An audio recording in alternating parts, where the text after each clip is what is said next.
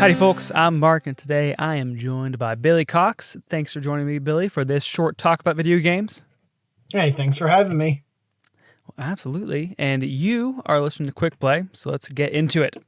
So, on January 19th, 2024, Palworld released an early access on Steam and on Xbox, and all hell broke loose.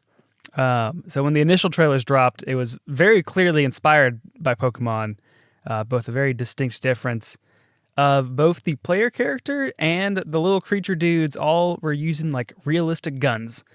So quote unquote Pokemon with guns released a really huge success and just a lot of division and discourse. So Billy, that is where you come in. That is why you want to talk about this. Can you tell us a little bit about Palworld and the controversy surrounding it? Oh, yeah, definitely. So before we get into it, since you mentioned that, did you see the earlier advertisements for Palworld like a year and a half before the game released? I think I have seen, unless there's a particular one you're thinking of, I think I've seen most of the trailers. So like a year and a half ago, they deliberately said that it was Pokemon with guns. Like that was the full branding advertisement. That wasn't like, oh, someone saw this like weeks beforehand and was just like, oh, hey, that's what this reminds me of. Gotcha. They deliberately threw that in their earliest advertisement. That's incredible. I had forgotten that. I've associated that term with it so much that I did not know they owned it themselves. That's great. Right. I don't know about own it, but that was their ploy and it worked, honestly. Sure. Yeah. So what else? I know you've been kind of more digging into and like, especially back in January, you kind of delved in kind of just the having opinions on whether or not this was like a ripoff or inspired by. What's your take on that? So I'm a big monster collector fan. It comes to Pokemon, Palworld, Digimon, Yokai Watch. Yeah. Even Mega Man Battle Network 3 had like a little collector thing. So I'm big into monster collecting. Nice. And I'm here to say that like Palworld is just an inspiration of Pokemon more than it is a ripoff of Pokemon. Okay. You're drawing your line. I'm drawing a very firm line on that. Gotcha. So like what makes you decide that? What is it about Palworld? Because I have not played any of it. I've only seen the trailers. So I pulled up Webster, the difference between ripoff and inspired. Someone who is inspired by a particular artist and is influenced by that artist in a way that animates or intensifies their own work, while ripoff or plagiarism, on the other hand, is to steal and pass off an idea as their own. Okay. So I feel like with Palworld, they are so inspired by not only like monster collecting, and I won't even say Pokemon, but monster collecting in general, but they're also like inspired by ideas of like the free roam movements of Zelda. Because there's a lot of the glider and everything like that. Okay. And then they're inspired by survival games because ultimately that's what Palworld is. It's a survival game. Gotcha. Yeah. I remember hearing that kind of early on. I was surprised by that because I assumed it was just like, this is Pokemon, but you like have guns. I don't know, like a very odd version of like Legends Arceus or something like that. Oh yeah, the advertisements are sitting over there with like workshops and everything like that. Yes. So I guess I was more in tune with it than I kind of expected what was happening with it. Gotcha. Oh, gotcha. Okay. So to take a step back and more broadly, like we talked about that definition. Anything else you have in mind of like what's a line between a ripoff or what's more simply inspired by something else? So when it comes to inspired by, Pokemon's inspired by mythologies and things like that. Okay. But then before Pokemon, there was Dragon Quest. And if you were to go back and look at Dragon Quest creatures compared to Gen 1 Pokemon, they're very inspired with each other because not only are they based off like the same mythologies and things like that. Okay. But there's like, they just steal like the exact same mythologies from Dragon Quest.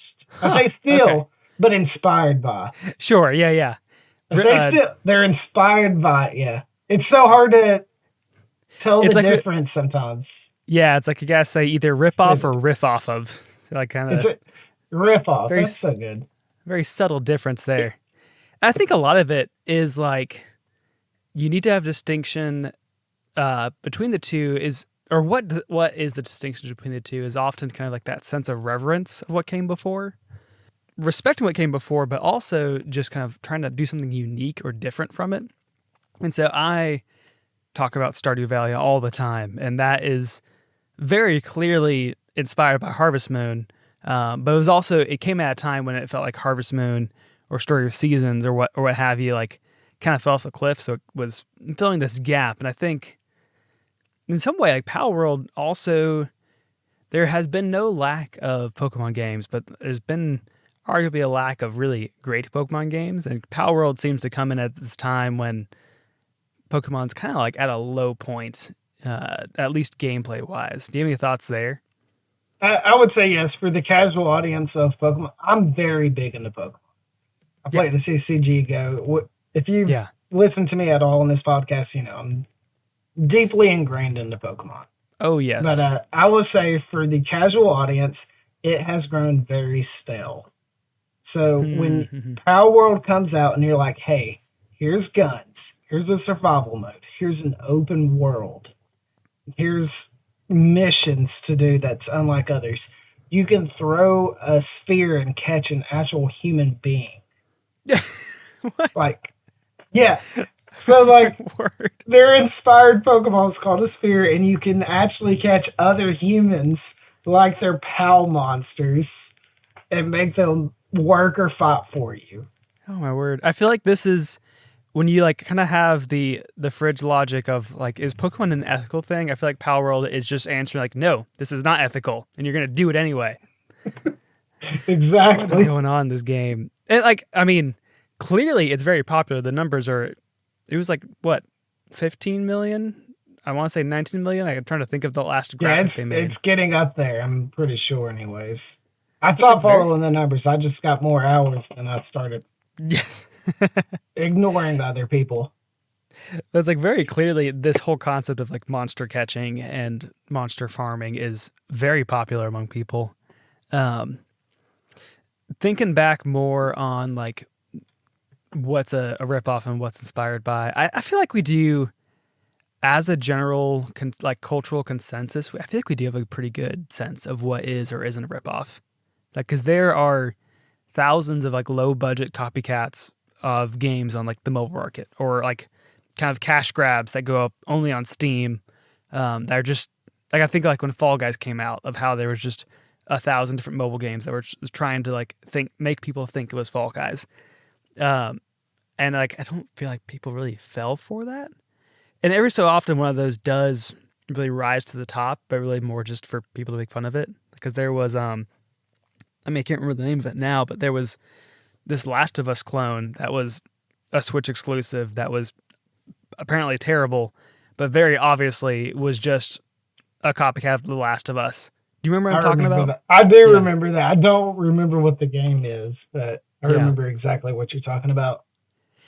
And so I think what I bring that up for is I feel like a lot of people are kind of clutching their pearls around Palworld of like, this is a crime against humanity of their stealing Pokemon. The amount of success I feel like shows that there's something else here that's like this niche community that's more Pokemon centered is like not quite seeing it as everyone else does. So I don't know. Any thoughts there? No, I think it's really odd. So I don't know about if you know this, but Pokemon typically has like famous ROM hacks online. Have you ever seen like Pokemon Fusion or anything like that? I feel like I've heard of these things. Yeah. So yeah, people take the original, like they will actually steal assets from Pokemon. And sure. Yeah. Make the games and like they fuse the Pokemon together, and it's exactly the Game Boy Advance.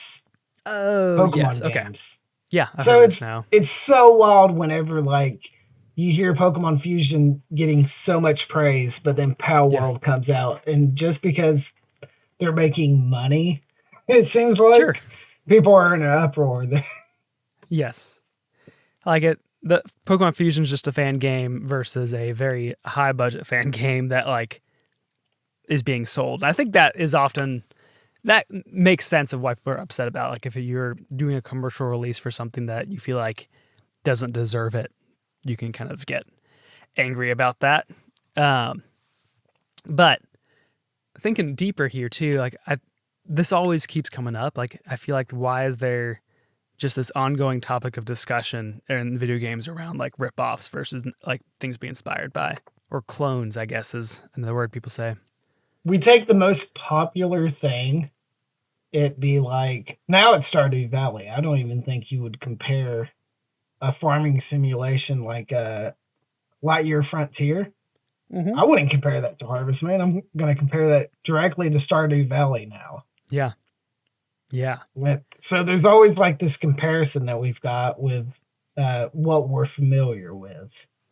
Yes. So you see a farming simulator, you're going to compare it to Stardew. You see a monster catcher, you're going to compare it to Pokemon. You see any type of Metroidvania, guess what? It's compared to Metroid. Yeah. I was even thinking of like now it's Hollow Knight of just, especially if it's a 2D hand drawn Metroidvania, that's a Hollow Knight like, I guess. And then you even have like the Souls likes. Yes. Because it's just really quickly to be like, okay, I know what a Souls game is, so I can compare this to a Souls game. So it's just more of being able to quickly compare it to something that you're familiar with. Oh yeah. And I think at some point we need to like kind of reconcile the idea of like there's nothing new under the sun. I think people, like different people, are bound to come up with the same idea, or even be like inspired by something and not realize they're inspired by it. Like that happens in music all the time, where it's like, oh, you copy and pasted this chord progression. It's like, well, it's C, G, A minor, F. Like that's gonna be every song. And so I think if you try to define an original idea a little too broadly, you'll drive yourself insane. Kind of seeing all these ripoffs that come after it, or like even come before it. There's a book I want to shout out.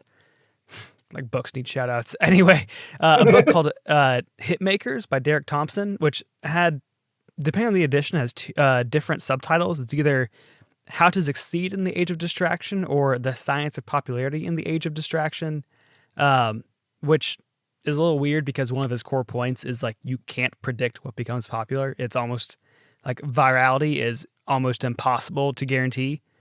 But the other main point to it is that if you look at the things that are popular, it's often what is popular is often very like mostly familiar with one or two tweaks that make it fresh or new. So like, it has this whole chapter on how Star Wars is mostly Flash Gordon because George Lucas wanted to make a Flash Gordon movie, wasn't allowed to, and so he made Star Wars instead. Or even thinking like back in the video games, like Super Mario Brothers is the quintessential 2D platformer that spawned a billion other 2D platformers, but it's also not the first 2D platformer. And so there's this balance of like, if it's too new and too different, people just don't get it. But if it's too derivative, like it feels cheap and people can see that pretty well. And so even for within the video game industry, like these vague ripoff inspired by things, like they're what's safe in like a really incredibly expensive and high risk business, doing things that are like 85%, people like at least 85% of this guaranteed. That's a pretty safe bet. And we're kind of making the risk on the rest of this 15%. Any thoughts there and kind of wrapping up here? On that one, it's just funny to see in the market where free-to-play games on that one following the trend of like, okay, this should be a safe bet and everything like that. That's a great point. Everyone wants a Fortnite.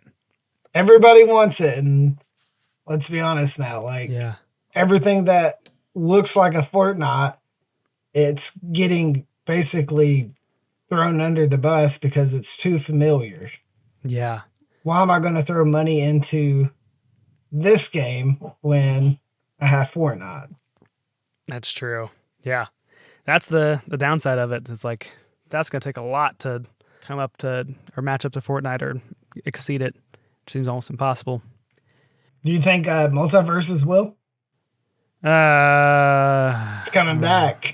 I know. I don't think so. Because that has the comparison to Fortnite and to Smash Brothers, and I don't know if it can live up to both of those at the same time. That is the toughest inspired tricky match. Well, we'll see. Well, our time is short, but before we go, Billy, what's something that you love that is clearly a ripoff? Clearly a ripoff. You said this at me randomly. Shoot, no, I'm just gonna say Palworld. It's not a ripoff, but it's still inspired. I don't care. Yeah. There is such a we talked about this, but it's such a thin line of what's a ripoff and what's not a ripoff. Yes. But I just feel like it's inspired and a ripoff at the same time, and it's just so good. Nice. Yeah.